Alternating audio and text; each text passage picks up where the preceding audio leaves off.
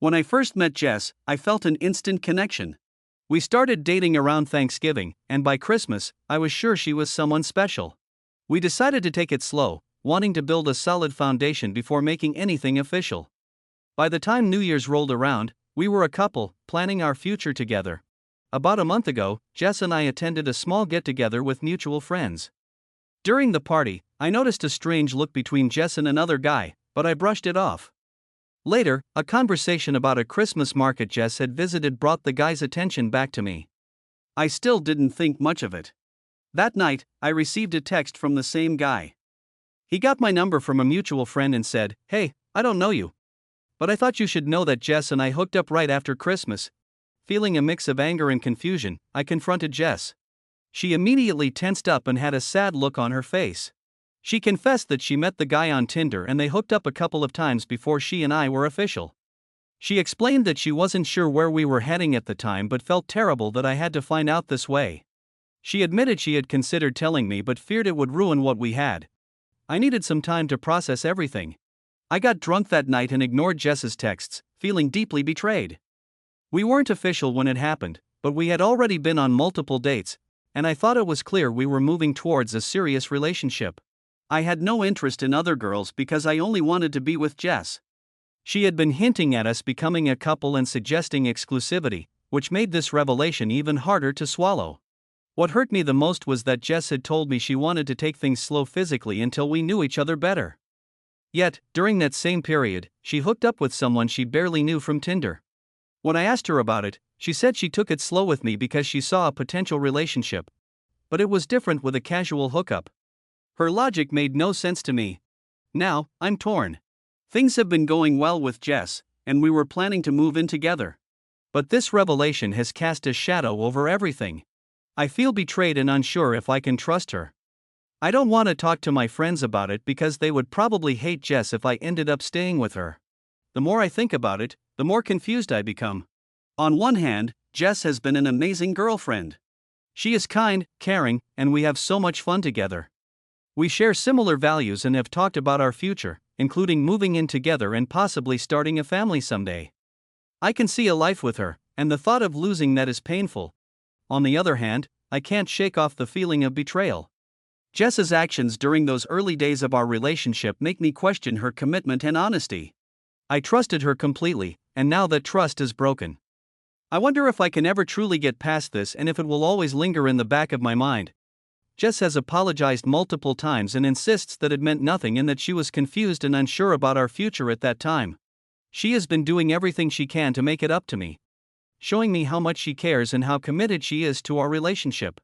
She wants to move forward and build a future together, but I'm still stuck in the past, unable to move on from what happened. I've tried to put myself in her shoes.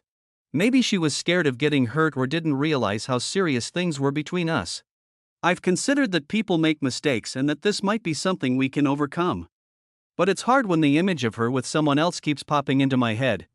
I don't want to throw away what we have over something that happened before we were official. But I also don't want to ignore my feelings and pretend everything is fine. I want to make sure I'm making the right decision for both of us. Jess and I have talked about it extensively. She understands why I'm upset and has been patient with me, giving me space when I need it and being there when I'm ready to talk. We've had some deep conversations about trust, honesty, and our future. She's been open and transparent, trying to rebuild the trust we once had. But the question remains, can I move past this? Can we move past this together? I don't have the answers yet, but I know that I need to make a decision soon. I love Jess and want to be with her, but I also need to feel secure and trust her completely. As the title says, I decided to break up with Jess. I kept going back and forth because I was worried I was throwing away a great thing over something that happened in the past. But the problem is I really couldn't get past it. I can't help but feel what she did was really shitty. Yes, I know she technically didn't cheat. But she knew I wanted a real relationship and that we were potentially moving in that direction. Meanwhile, she expected me to plan and pay for interesting dates, court her, and prove that I was worthy of her while she happily hooked up with random guys who did nothing but show an interest in sleeping with her. That really bothered me. In a follow-up conversation, it came up that her friends sort of guided her to act like this. They told her to have fun and keep her casual options open, but with me, She should make me work for it to prove I wasn't just looking for sex and was capable of being a committed partner. The whole thing just seemed so manipulative and ugly. These were mutual friends who I considered to be nice girls and my friends as well. Now, I never want to see any of those pieces of shit again. Anyway, I know this is starting to sound like a rant, but I felt pretty pissed off and decided to call it quits. The actual breakup was quite unpleasant. No harsh words were exchanged, but Jess cried, and we talked about some happy times.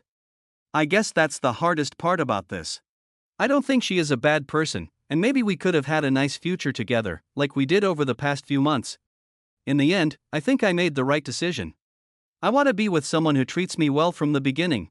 Not someone who manipulates me while playing games just so she can have her cake and eat it too. Breaking up with Jess wasn't easy. We had built so many good memories together, and it was hard to let go of the idea of our future.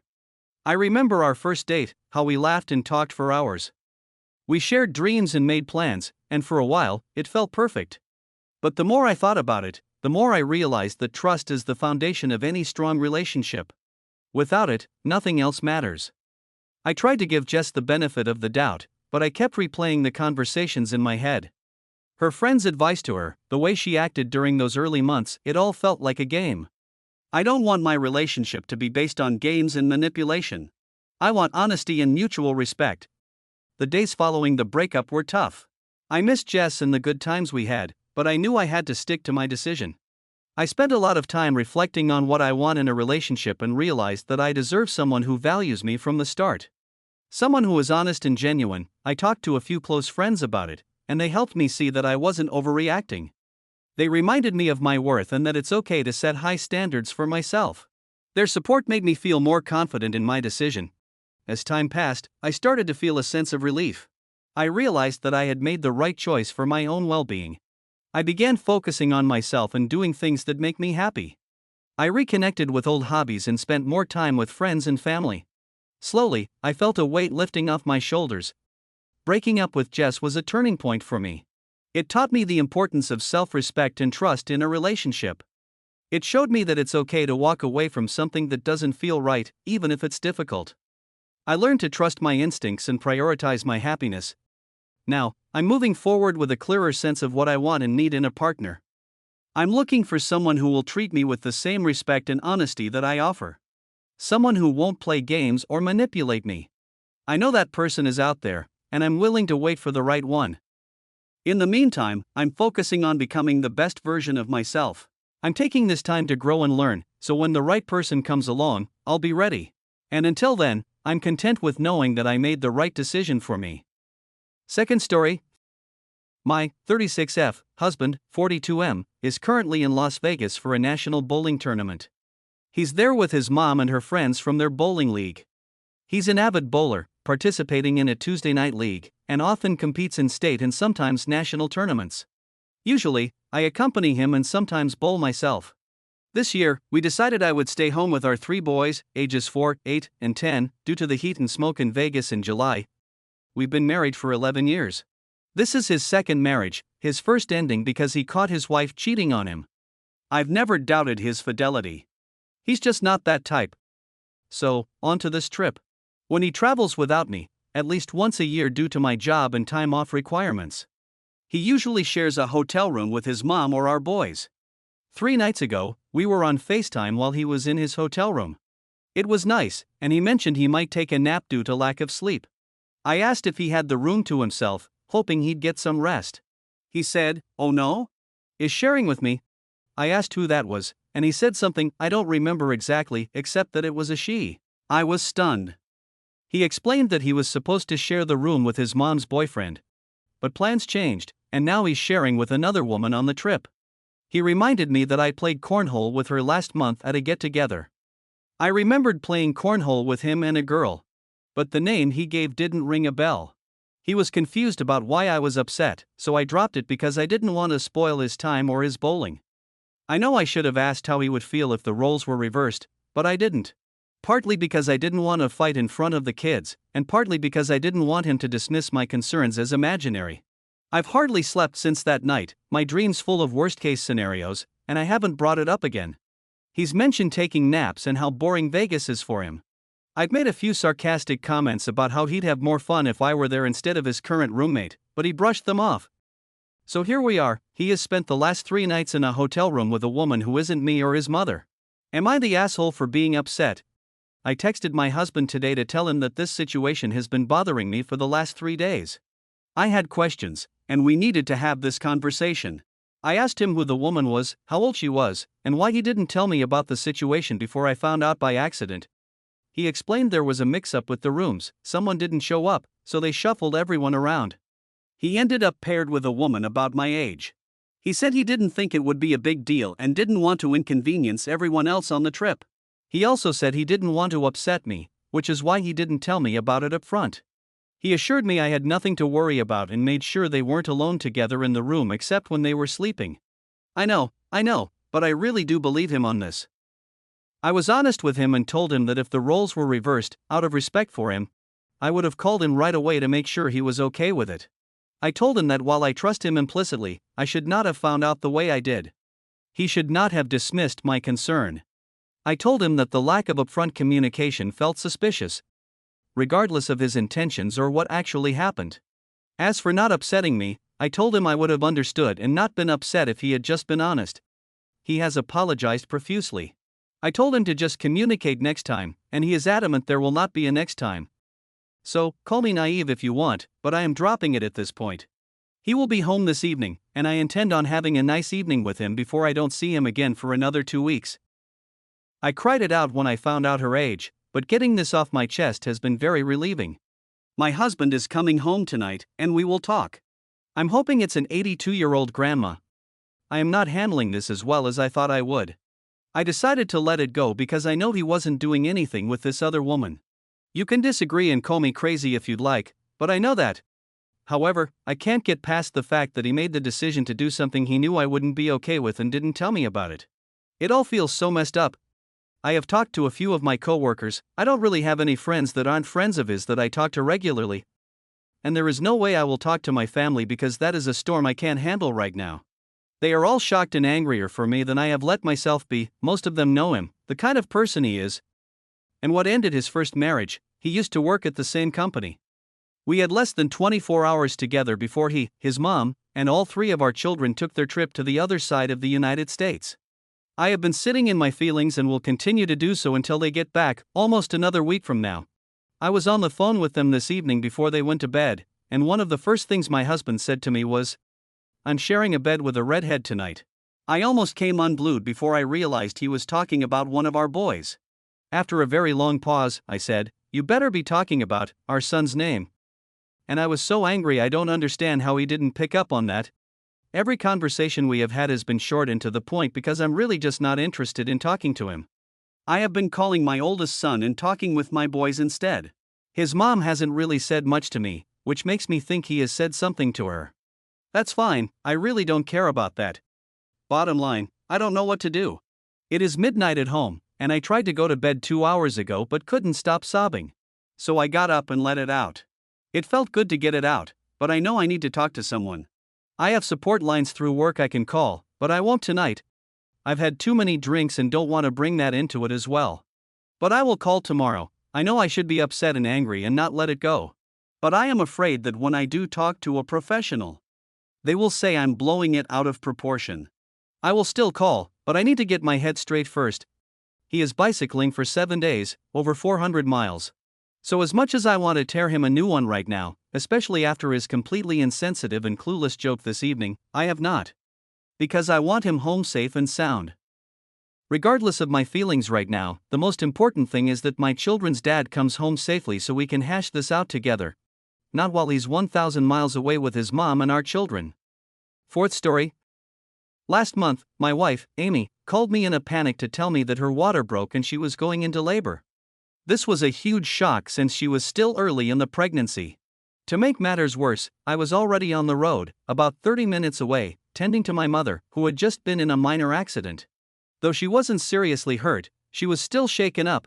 I told Amy to call an ambulance because I wouldn't be able to turn around in time to drive her to the hospital and be there for the birth.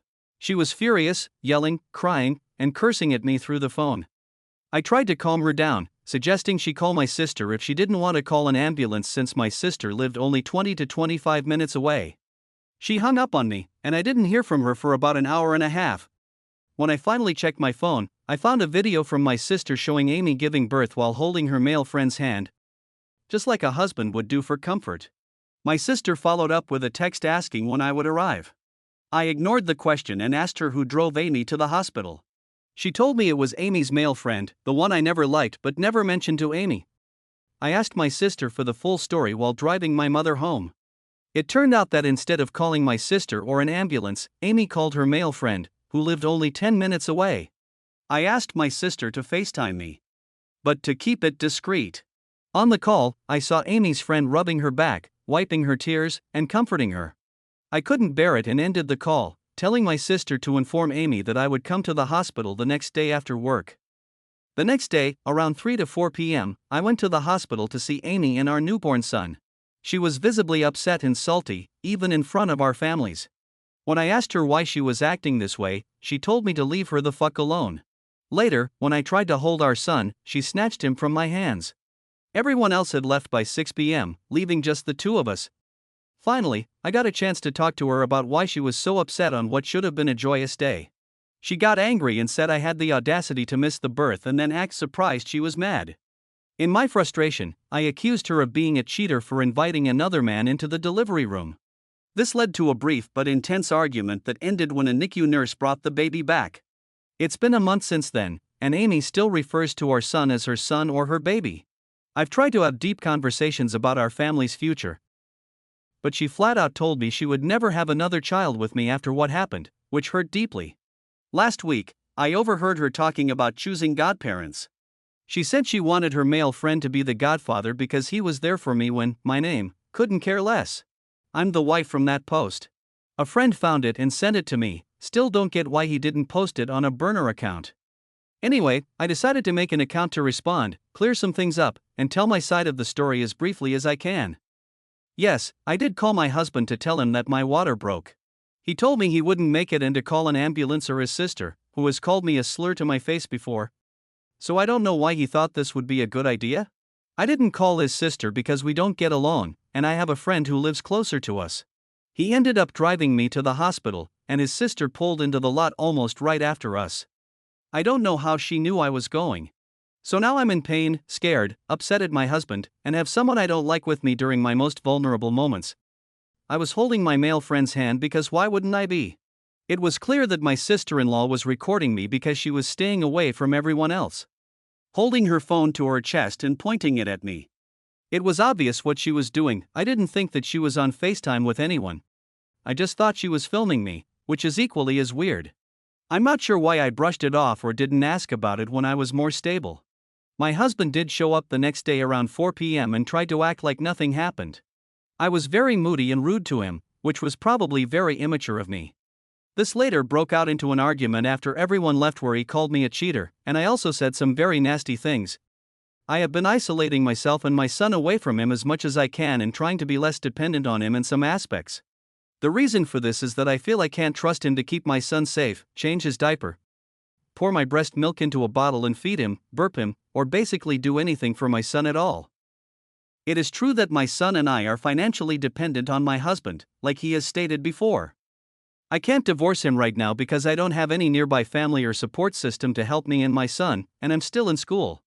This makes it impossible for me to leave at the moment. I know staying for the kids isn't healthy, but my family has recommended that I stay for the sake of my schooling and my son's happiness. My husband has stated many times that he has apologized, but these apologies were just along the lines of "I'm sorry, will you stop being angry now?" No, I am not sleeping with the male friend. We've been friends since 2nd grade, and there's never been anything romantic or sexual between us. Fourth story. For a little background, this guy and I have been friends for a long time, since we were 5. We even dated from elementary school into middle school before breaking up halfway through 6th grade. He was my first boyfriend, but I'm sure we didn't love each other romantically. We did care about each other, though.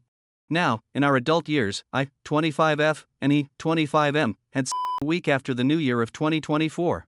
To be honest, it wasn't great. There was no foreplay, no dirty talk, and his main concern was making sure the neighbors didn't hear us. It was a turn-off. After that day, he left for Canada, and I thought that would be the end of our sexual adventures. I was fine with that. Fast forward to July 2024.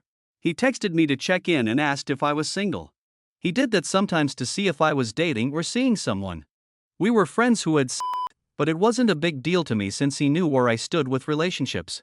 This texting between us lasted longer than I intended, but I won't shy away from the fact that he wanted I wasn't planning on having with him again because the first time was such a turn off. But I thought, maybe it will be different this time and I'll like it. So, I said, okay, see you soon. Since he's been back, we've had 3 dates, and I didn't enjoy any of them. He's still worried about the neighbors hearing us. There was no foreplay, no dirty talk. And every time he hit the right spot, he would switch it up to keep me from moaning too much. It just made me want him to hurry up and finish so he could leave. I even gave him head, but he never offered to return the favor. I suggested 69 ing, but it seemed to go right over his head, or he chose to ignore it. Since our last date on July 15, 2024, I've made excuses about being unavailable.